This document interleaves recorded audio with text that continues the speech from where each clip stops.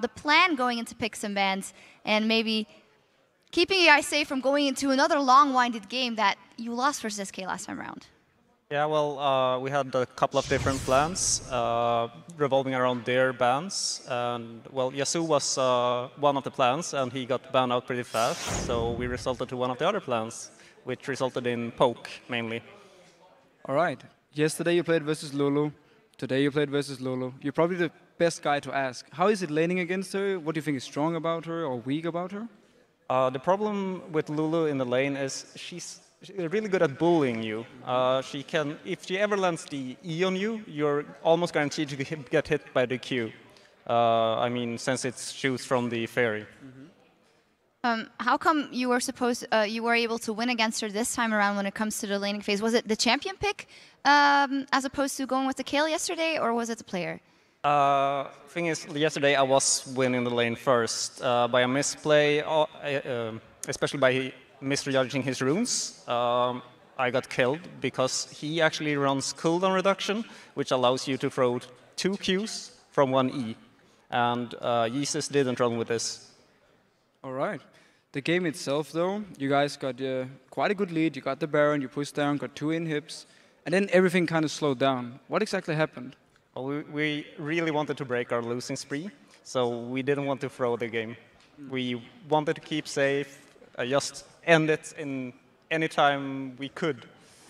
Yeah, just staying safe to know that you get that win, because you mentioned it yourself, a losing streak, had to get a win back on that board. How is it going with Copenhagen Wolves now? Why were there 4 losses in a row?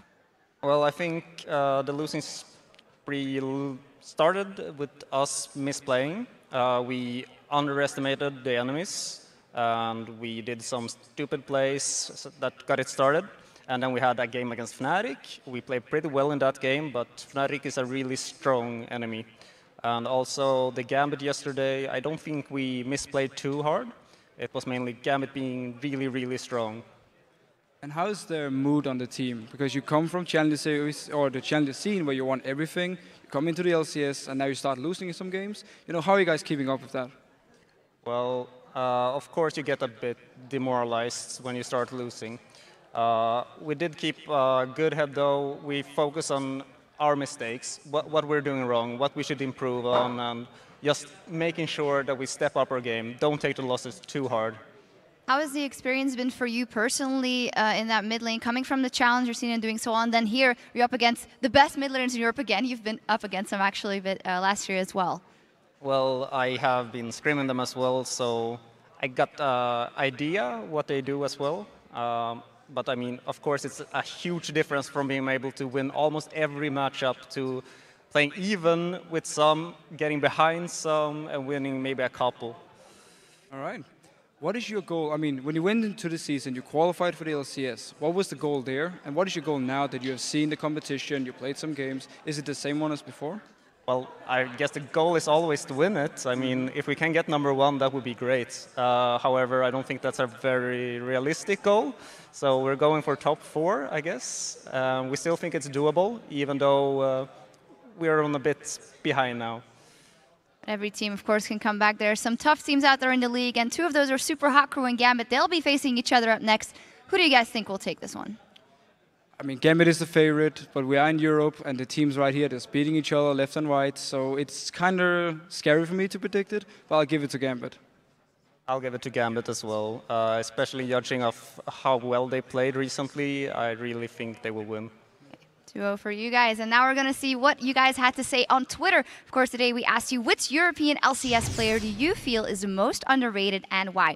We got a lot of great responses, and here are some of our favorites. The first one is from @Tarawi Abdullah. I think people don't give enough credit to what Svenskeren does for the team. His counter-ganking is very impressive. Yeah, Svenskeren for me is one of the, the better junglers we have in Europe, and every time he's doing well for SK Gaming, they win the early game and they go into, the team fights with him, and he's constantly making plays and setting up kills. So for me, the fact he's, being a little bit underrated is a shame, because I really think he's been stepping up. The second tweet is from @WBBars. Genja, he has had some awesome performances that have flown under the radar because of the popularity of Alex and Diamond. I think this is completely accurate.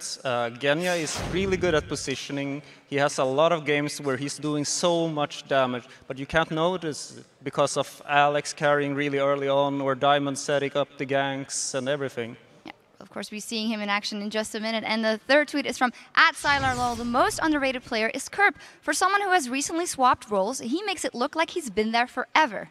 Well, that's one of Kerp's really strongest sides. He's a really good all-around player, and every time you see him in solo queue, he always plays different roles. So, I mean, this swap for him, of course, it should be really hard for him to keep up with the best mid laners in Europe, but he's doing a good job.